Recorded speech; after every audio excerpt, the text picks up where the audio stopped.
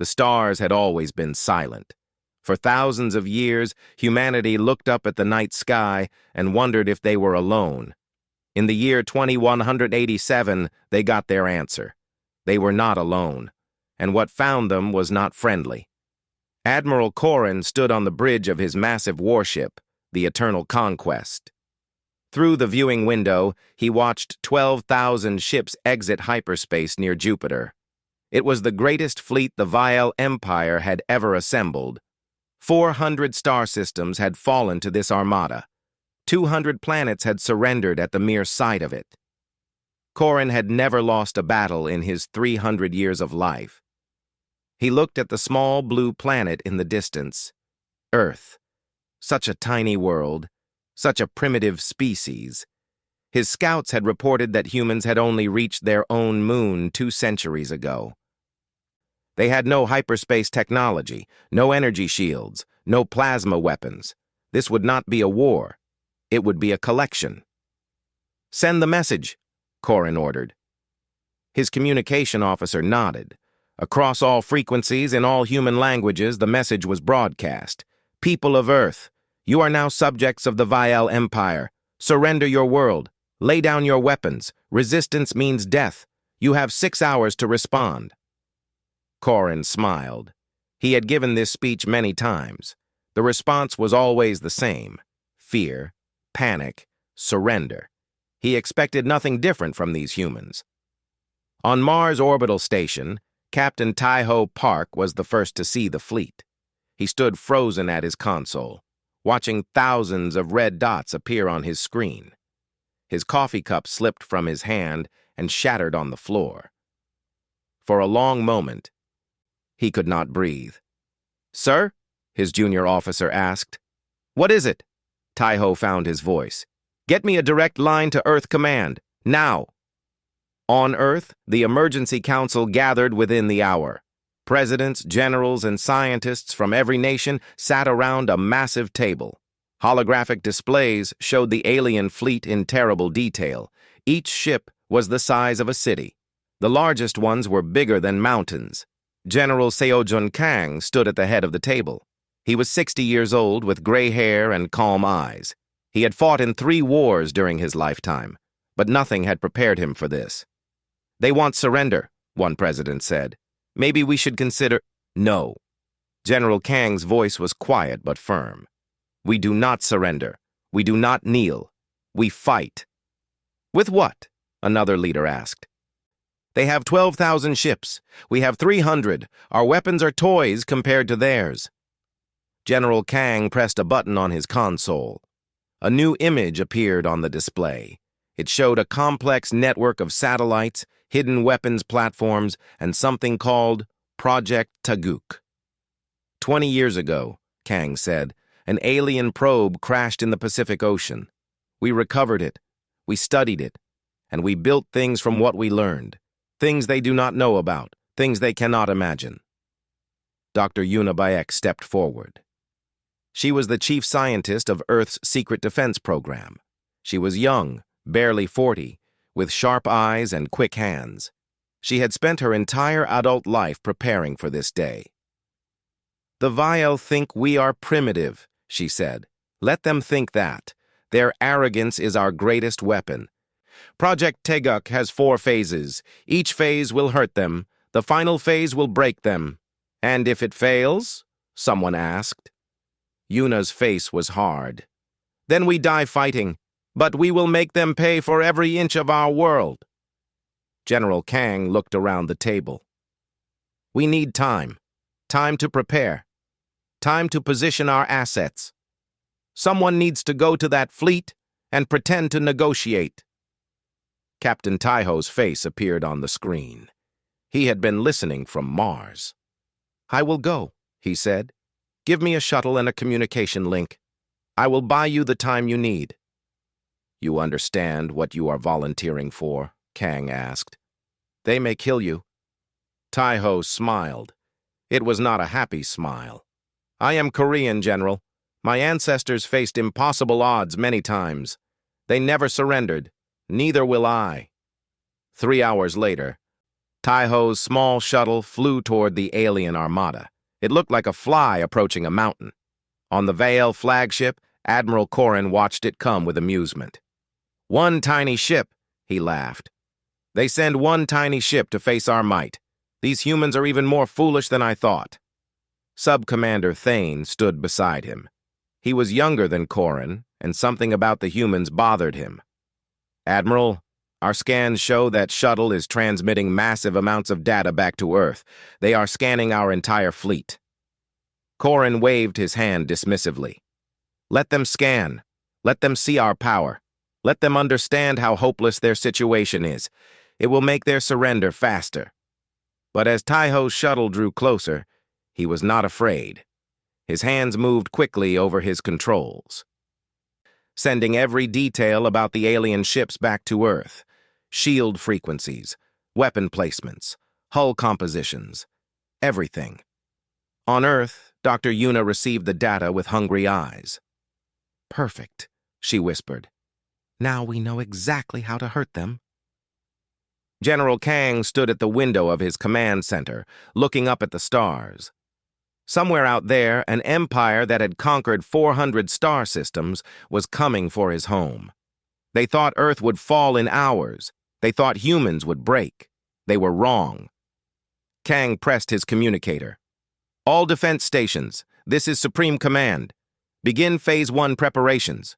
We are going to war." Across the solar system, hidden weapons came online, secret bases activated, soldiers prepared for battle, and humanity faced the stars with clenched fists and fire in their hearts. Admiral Corrin looked at Earth on his screen and laughed. "Such a small world," he said. "This will be over by tomorrow." He could not have been more wrong. Admiral Corrin was tired of waiting. 6 hours had passed, and the humans had not surrendered. Instead, they had sent a single pilot to negotiate. The pilot, Captain Taiho, had talked in circles for hours, asking pointless questions and making strange demands. Corrin finally realized the truth. The humans were stalling. "Enough of this game," Corrin growled. He turned to his fleet commanders. "Send 500 ships ahead. Destroy their pitiful defense fleet. Show them what happens to those who waste my time." The strike force moved forward like a wave of death. 500 warships, each one capable of destroying a city, sailed toward Earth's tiny fleet of 300 vessels. The Viel commanders laughed among themselves. This would not be a battle. This would be an execution. Lieutenant Hana Cho sat in the cockpit of her fighter, call sign Ghost 7. She was 28 years old and the best pilot in Earth's fleet. Her hands were steady on the controls. Her heartbeat was calm. Around her, 200 fighters waited for the order to launch. "Ghost Squadron!" her commander's voice crackled through the radio. "The enemy is coming. You know what to do. Make them bleed." Hana smiled. "Copy that. Ghost Squadron launch." The fighters shot forward like arrows. They were small and fast, dancing between the massive alien warships.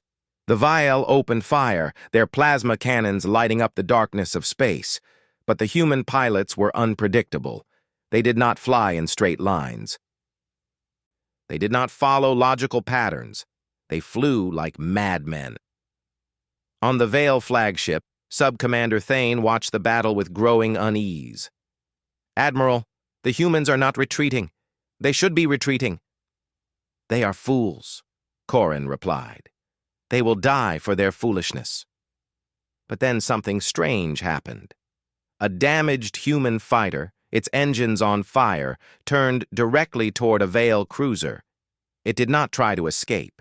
It did not eject its pilot. It accelerated. The fighter crashed into the cruiser's bridge at full speed. The explosion tore through the ship's command center, killing everyone inside. Thane's blood went cold. They crashed on purpose. The pilot killed himself to damage our ship." Across the battlefield, it happened again and again. Damaged human ships did not flee. They aimed themselves at Vale vessels and became missiles. The Vale had never seen anything like it. Every species they had conquered valued survival above all else. These humans did not seem to care if they lived or died. While the Viel were distracted by the fighter assault, something moved in the asteroid belt behind them. Hidden among the rocks were hundreds of platforms that Earth had placed there years ago. Dr. Yuna Bayek sat in her command center on Earth, watching the battle through satellite feeds. Her finger hovered over a red button. "Phase 1, she whispered. "Activate." The platforms launched their weapons.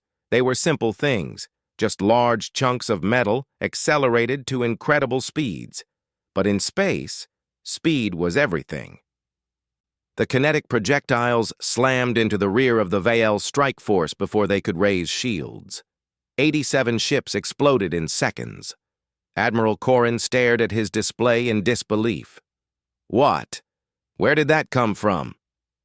"The asteroid belt, Admiral," an officer reported. "They had weapons hidden there. We did not detect them." "Impossible! Our sensors are the most advanced in the galaxy." But the evidence was burning before his eyes. 87 of his ships were gone, and the humans were still fighting. On Earth's flagship, the Resolve, a young engineer named Minho Shin watched the battle data with wide eyes. He was only 22, a genius who had graduated at the top of his class. He had helped build many of Earth's secret weapons, but seeing them work in real battle was different. "We hurt them," he said softly. "We actually hurt them." His commander nodded grimly. "This is just the beginning. The real fight has not started yet." In her fighter, Lieutenant Hana dove between two Vael destroyers, her weapons blazing. She had already destroyed 3 enemy fighters and damaged 2 larger ships. Her squadron had taken heavy losses. 40% were gone, but they had not broken. They had not run.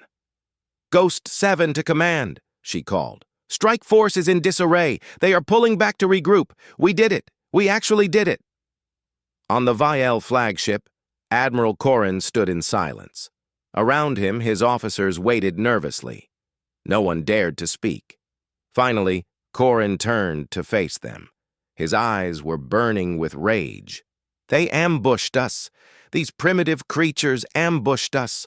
His voice was quiet, which made it more terrifying.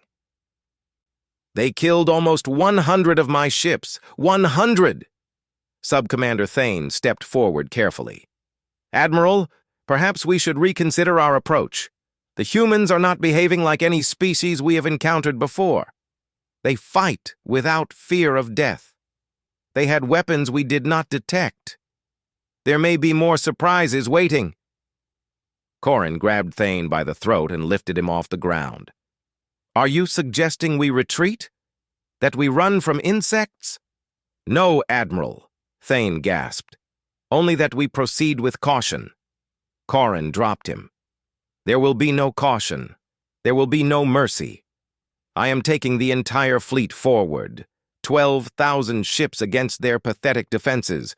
We will burn their world to ash." He turned to his communication officer. "Send a message to the human command. Tell them their tricks have only delayed the inevitable. Tell them I am coming for them personally. And when I arrive, I will make them watch as I destroy everything they love." On Earth, General Kang received the message. He read it twice, then deleted it. He looked at Dr. Yuna, who was already preparing the next phase of their defense. "Phase 1 was successful," he said. "How long until Phase 2 is ready?" 6 hours, Yuna replied. "The solar mirrors are moving into position now." Kang nodded. "The entire enemy fleet is coming. 12,000 ships." "I know." Yuna's eyes were hard. "Let them come. We have more surprises waiting." Outside, the stars were cold and silent. But somewhere in the darkness, 12,000 alien warships were moving toward Earth, and humanity was ready to meet them. Kang pressed his communicator one more time. "All forces, this is Supreme Command. Phase 1 is complete. Enemy losses confirmed. But the real battle begins now. Hold nothing back. Fight for your families. Fight for your world. Fight for Earth. Across the solar system, soldiers, pilots, and engineers heard his words. They checked their weapons. They said prayers. They thought of the people they loved. And they prepared to face the storm. The Vial Armada moved through the solar system like a dark cloud. 12,000 ships blocked out the stars. They passed Mars without stopping. They crushed the small defense stations around Jupiter's moons. Nothing could stand before them. But something was wrong. Admiral Corrin felt it in his bones. The humans were not panicking. They were not begging for mercy. Their radio channels were calm and organized. They were planning something. "Admiral," an officer reported, "we are detecting strange activity near the sun. Large objects are moving into new positions." "What kind of objects?" "Unknown. They appear to be mirrors. Massive mirrors." Corrin frowned. What were the humans doing with mirrors near their sun? He would find out soon enough. Deep in Earth's cyber warfare center, a young woman named Unji Huang worked at her console. Her fingers flew across the keyboard faster than the eye could follow. She was the best hacker on the planet, and today she had the biggest target of her life, the Vial Communication Network. "I'm in," she announced. "I have access to their internal channels." General Kong leaned forward. "What can you do?" Yunji smiled. It was not a nice smile. "I can make them very confused." She began her work. False orders appeared on Vial screens. Ships received commands to change course, then received different commands seconds later. Navigation data became corrupted. Friendly ships began to look like enemies on sensors. In the middle of the Armada, 2 Veil cruisers opened fire on each other. By the time they realized the mistake, both were badly damaged. Across the fleet, similar incidents began to happen. The perfect formation broke apart into chaos. Admiral Corrin slammed his fist on his console. "What is happening? Why are our ships attacking each other?" "The humans have infiltrated our communications," Thane reported. "They are feeding us false data." "Impossible. Our encryption is unbreakable." "Apparently not to them." While the Vial struggled with their communications, something else was happening. Small human ships approached damaged Vial vessels. They did not fire weapons. They attached to the hulls and cut their way inside. Sergeant Do-Hyun Lim was the first through the breach. He was a big man with cold eyes and steady hands. Behind him came 20 of Earth's best soldiers, the orbital drop-shock Marines. They wore heavy armor and carried weapons designed for close combat. The Vial inside the cruiser did not understand what was happening. They had never fought enemies face to face. Their wars were always fought with ships and missiles from safe distances. When Do-Hyun's team burst onto their bridge, they froze in shock. The fight lasted 4 minutes. The Vial were taller and stronger than humans, but they did not know how to fight in close quarters. Do-Hyun's Marines moved through them like wolves through sheep. When it was over, the Marines controlled the ship. "Bridge secured," Do-Hyun reported. "Downloading their database now. These aliens have no idea how to fight up close." On the Veil flagship, Elder Varos watched the battle reports with growing horror. He was the oldest member of the fleet, over 800 years old. He had studied thousands of species across the galaxy, and something about these humans terrified him. He accessed his research archives and began to search. He found Earth's location and pulled up the planetary data. What he saw made his blood freeze. Earth was a death world. The gravity was crushing. The atmosphere was filled with poison. The weather was violent and unpredictable. The planet was covered with predators, parasites, and diseases. By all logic, intelligent life should never have evolved there. But somehow, humans had not only survived, they had thrived. Varos read more. Humans were pursuit predators. They did not run fast or have sharp claws. Instead, they chased their prey for hours, for days, until the prey collapsed from exhaustion. They healed from wounds that would kill other species. They could survive in almost any environment. They ate plants and animals that were toxic to most beings, and their history. Varos had never seen anything like it. They fought wars constantly, against nature, against each other, against everything. They had nearly destroyed themselves many times. But they always survived. They always came back stronger. By the ancestors, Varos whispered. These creatures are not prey. They are the ultimate predators. He rushed to find Admiral Corrin. Meanwhile, Dr. Yuna activated Phase 2. The massive mirrors near the sun shifted their angles. They focused the sun's energy into a concentrated beam aimed at the Viel fleet. Phase 2, Yuna announced. Solar cannon online. Firing. A beam of pure sunlight, focused and weaponized, swept across the armada. It was not powerful enough to destroy ships directly, but it overloaded their sensors and fried their electronics. 300 Viel ships lost power instantly. Another 200 suffered heavy damage. Admiral Corrin watched as more of his fleet died. How? How are they doing this? Elder Varos burst onto the bridge. Admiral, you must listen to me. These humans, they are not like any species we have conquered. They evolved on a death world. They are built for war. They do not surrender because they do not know how to surrender. Fighting to the death is natural to them. Corrin stared at him. What are you saying? I am saying we have made a terrible mistake. We came here expecting sheep. We found wolves. At that moment, a report came in. Captain Taiho, the human pilot they had captured during his diplomatic mission, had escaped during the chaos. He had killed 6 guards with his bare hands and stolen a shuttle. Corrin could not believe it. He was unarmed. He was alone. How did he escape? Varos looked at him with something like pity. Because he is human, Admiral. And we are only now beginning to understand what that means. In the stolen shuttle, Taiho flew toward the human fleet. His body was bruised and bleeding from the escape, but he was smiling. In his hand, he held a data chip, Viel military codes he had stolen during his captivity. Earth Command, he called on the radio. This is Captain Park. I am coming home, and I brought gifts. General Kang heard the transmission and allowed himself a small smile. The battle was far from over. They had lost many good soldiers. Many more would die before this was finished. But the Viel were bleeding. Their perfect armada was falling apart. Phase 2 successful, Yuna reported.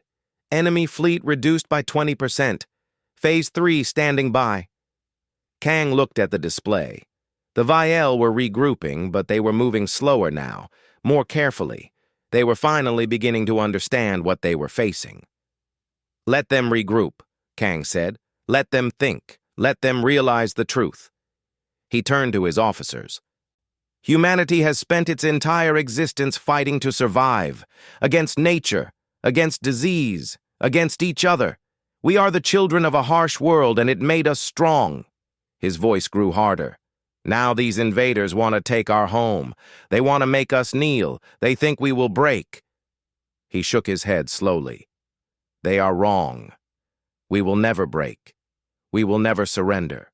And before this is over, they will learn to fear the name human.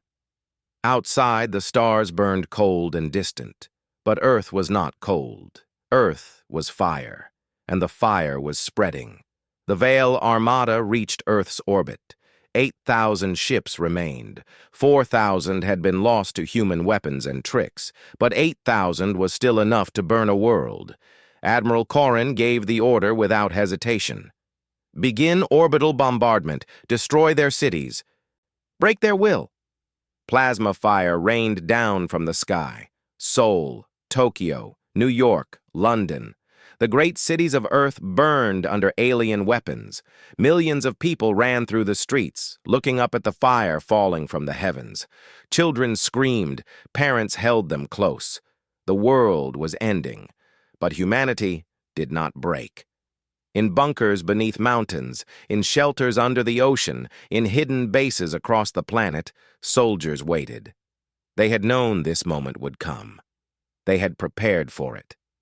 And now it was time to show the Veil what Earth could truly do. General Kang stood in his command center deep beneath the Himalayan mountains. The screens around him showed the destruction above. Each burning city was a knife in his heart. But his voice was steady when he spoke. Activate Phase 3. Show them that our world bites back. Across the planet, the ground itself began to move. Mountains split open to reveal massive rail guns hidden inside. Ocean floors parted to expose plasma cannons that had been sleeping for years. The entire Earth was a fortress, and humanity had finally unlocked its weapons. The railguns fired first. Projectiles the size of buses shot into orbit at incredible speeds. They punched through Veil shields like paper and tore ships in half. The plasma cannons followed, beams of superheated energy reaching up to touch the enemy fleet. Admiral Corrin watched in horror as ships exploded around him. The planet is shooting at us! They hid weapons inside their world, Thane reported. Hundreds of them. Possibly thousands. That's impossible. No species fortifies their entire planet. These humans did. In the chaos of battle, Lieutenant Hana led what remained of her squadron toward the Veil flagship. She had lost many friends today. Her own ship was damaged, leaking air from a dozen holes. But she was still flying. "Ghost Squadron," she called. "This is Ghost 7. I'm making a run at the flagship. Anyone who can still fly, follow me." 12 fighters answered her call. 12 pilots who knew they probably would not survive. They did not hesitate. The Vial flagship was massive, 10 kilometers long, bristling with weapons. Its shields were the strongest in the fleet. A direct assault was suicide. Hana did not care.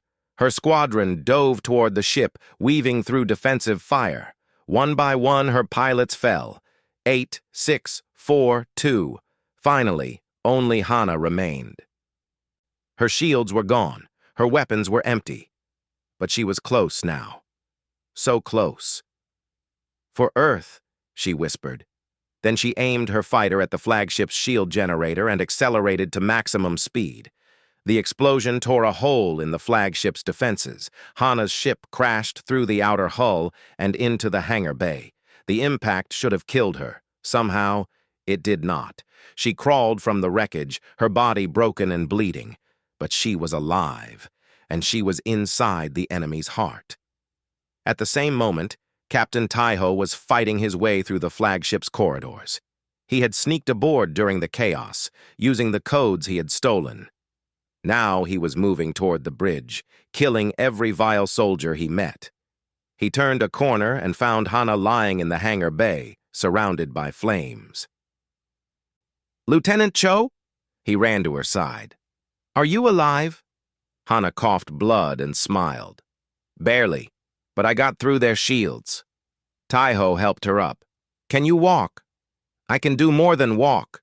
She picked up a weapon from a dead Veil soldier. "Let's finish this." Together, they moved through the ship. 2 humans against thousands of aliens. It should have been impossible. But Taiho and Hana fought like demons. They used the ship's own structure against the enemy, ambushing from corners, setting traps, disappearing into shadows. The Vial could not catch them. In orbit, Sergeant Doyun and his Marines were dropping from the sky. Their pods fell toward the largest Vial command ships, burning through the atmosphere like meteors. The Marines called it feet first into hell. Today, they lived up to the name. Pod after pod crashed into enemy ships. Marines burst out with weapons blazing, tearing through the Vial crews. It was chaos. It was madness. It was beautiful. On. The resolve. Minho Shin made a discovery that would change everything. He had been studying the Vial ships they had captured, looking for weaknesses, and he found one. "General Kang!" he shouted into his communicator. "I found something! The Viel reactors. They have a design flaw. If you hit them at exactly the right angle, the whole ship will explode from the inside. He sent the data to every human ship. Suddenly, Earth's small fleet knew exactly where to shoot. Small fighters could now destroy massive battleships with a single well-placed shot. The tide of battle shifted. On the Vale flagship, Sub-Commander Thane finally reached his breaking point. He had watched 4,000 ships die. He had seen humans do impossible things. He knew the truth. They could not win this war. He went to Admiral Corrin. "Admiral, we must retreat. We have lost too many ships. If we stay, we will lose everything." Corrin's eyes were wild with rage. "Retreat? I have never retreated. I will not start now." "Then you will die here. We will all die here." Corrin pulled out his weapon and shot Thane in the chest. "Coward! I am surrounded by cowards." He turned to his remaining officers. "No retreat, no surrender. We will destroy this planet even if it costs us every ship we have." But his officers looked at him with fear in their eyes. Not fear of the humans, fear of him, fear of a commander who had lost his mind.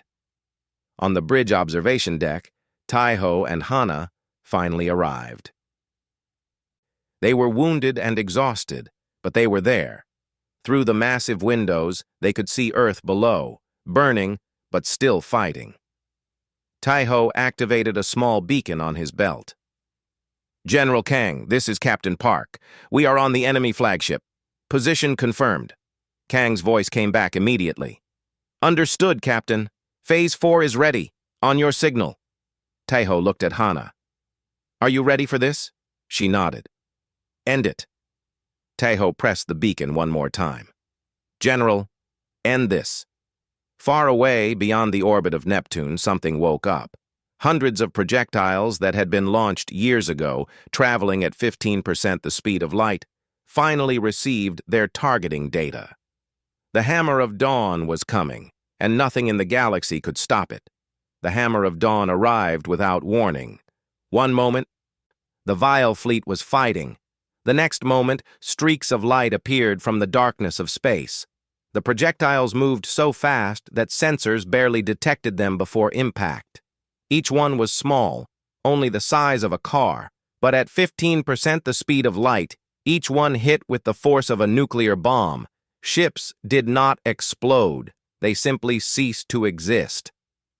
Admiral Corrin watched as 500 of his vessels vanished in seconds.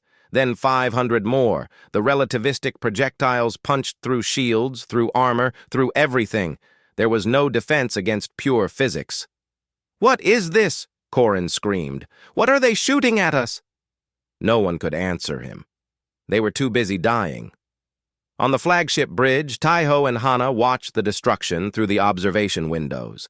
The Viel armada was being torn apart. Ships tried to flee, but the projectiles found them anyway. The targeting data Taiho had transmitted was perfect. "They launched these years ago," Hana said softly. "They knew this day might come." "We always knew," Taiho replied. "Humanity has always known that something might come from the stars. We prepared, we waited, and now—" He did not need to finish the sentence. The evidence was burning in space before them. Elder Varos stumbled onto the bridge, his ancient eyes wide with understanding. He had spent hours reading human history, trying to understand these strange creatures. Now he finally did. "They weaponized time itself," he whispered. "They fired these weapons years ago, knowing they would need them today. They planned for a war before the war even began." He looked at the two humans standing in the wreckage of the observation deck. They were small and fragile, covered in blood and wounds. But they had defeated the greatest fleet in the galaxy. "What are you?" Varos asked them. Taiho turned to face the old alien. "We are human. We are the children of Earth. And you made a mistake coming here." Admiral Corrin appeared at the far end of the bridge. His uniform was torn, his face twisted with madness. He held a weapon in his shaking hand. "You!" He pointed at Taiho. "You did this. You destroyed my fleet. Your fleet destroyed itself, Tahoe said calmly. You came to our world with guns and threats. You demanded we kneel. Did you really think we would just surrender? Every other species did. 400 worlds surrendered to me. Then you never met a species like us. Corin raised his weapon. His hand trembled with rage. I will kill you. I will kill every human on that planet below. I will... You will do nothing. Tahoe's voice was cold. Look around you, Admiral. Your fleet is dying. Your officers are gone. You have already lost. Corin looked around the bridge. He was alone. His crew had fled or died. Through the windows, he could see the remains of his armada, barely 1,000 ships left out of 12,000. The weapon fell from his hand. For the first time in 300 years, Admiral Corin felt something he had forgotten existed. Defeat. Tahoe walked toward him slowly. I should kill you for what you did to our cities, for every life your bombardment took. Corin closed his eyes, waiting for death. But death did not come. Look at me, Tahoe said. Corin opened his eyes. I am giving you a choice, Tahoe continued. Take what remains of your fleet and leave. Go back to your empire. Tell them what happened here. Tell them what humans are capable of. You are letting me go? Yes, because we are not like you. We do not enjoy destruction. We do not want war. But if war comes to us, we will win it. Tahoe stepped closer, his eyes burning. Go home, Admiral. Tell your empire that Earth is not a target. It is not a colony waiting to be taken. It is a warning. And if the Vile ever return with weapons, if they ever threaten our world again... He leaned in close. We will not stop at defending ourselves. We will come for you. We will find every world you rule. And we will show the galaxy what happens to those who threaten humanity. Corin stared at him for a long moment. Then slowly, he nodded. I will tell them, he said quietly. I will tell them everything. 1 hour later, the surviving Vile ships retreated. 1,400 vessels out of 12,000 fled into hyperspace, carrying stories of horror and defeat. They left behind the wreckage of the greatest armada ever assembled, and the bodies of millions of Vile soldiers. On Earth, people emerged from their shelters. They looked up at the sky, at the burning debris falling like rain, at the scars on their world. Cities were gone. Millions had died. The cost of victory was terrible, but they had won. General Kang stood on a balcony watching the sun rise over the mountains. Dr. Yuna joined him, her face tired but proud. We did it, she said. We survived, Kang replied. That is what humans do. We survive, no matter what the universe throws at us. In the weeks that followed, Earth began to heal. Cities were rebuilt. Memorials were raised for the fallen. Lieutenant Hana received the highest military honors. Sergeant Do Yun became a legend among soldiers. Min Ho Shin was called the savior of the fleet. Captain Tahoe returned home quietly. He did not want fame or medals. He only wanted to see his family again, to hold his daughter, to tell her that the stars were safe now. The galaxy watched Earth with new eyes. The Vael were not the only empire out there. There were others, some friendly, some not, but all of them heard the stories. All of them learned the lesson. Do not touch Earth. Do not threaten humans. They are small and fragile and live on a tiny world in a quiet corner of the galaxy, but they are not prey. They are predators. And if you wake them up, they will destroy you. 5 years later, a single Vael ship appeared near Earth. It was not a warship. It was a diplomatic vessel carrying envoys and gifts. They requested permission to land. They requested a meeting. General Kang, now retired and gray, met them at the landing platform. He recognized the figure who stepped off the ship, Admiral Corin. Older now, humbled. We wish to discuss an alliance, Corin said. The Vael Empire has enemies, dangerous enemies. We believe We believe humanity might help us face them." Kang studied him for a long moment. Then he smiled. "Welcome to Earth, Admiral. Let us talk." They walked together toward the meeting hall. Behind them, the sun was setting, painting the sky in shades of gold and red. Above them, the stars were coming out, no longer silent, no longer unknown. Humanity had announced itself to the galaxy. They had faced the greatest fleet ever assembled and broken it. They had shown that they were not victims, not prey, not subjects to be conquered. They were the wolves of Earth, and the galaxy would never forget it. Far above, in orbit, new ships were being built, bigger, stronger, better. The lessons of the war had been learned. Humanity would never be caught off guard again, because somewhere out there, among the billions of stars, there were other dangers waiting, other empires, other threats, and when they came, humanity would be ready, not just to survive, but to protect, to explore, to reach further than any species had ever reached before. The universe was vast and cold and dangerous, but humanity was no longer afraid. They were just getting started.